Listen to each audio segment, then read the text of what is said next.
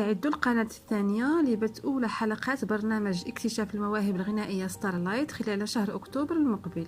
وجرى خلال الأسبوع الجاري في استوديو القناة الثانية بعين سبع بالدار البيضاء الكشف عن كواليس برنامج ستارلايت بحضور لجنة تحكيميه ومدربيه ومقدميه.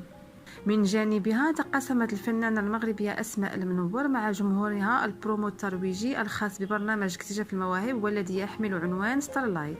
وعلقت أسماء على الفيديو بالقول: جد سعيدة لمشاركتي في ستارلايت بنسخته الأولى على القناة الثانية. وتضم لجنة تحكيم البرنامج كل من المطربة لطيفة رأفت وأسماء المنور والموسيقار المغربي نعمان الحلو والفنان الشاب عبد الحفيظ الدوزي وأمينوكس، بما سيشرف على تقديم البرنامج الإعلامي هشام مسرار.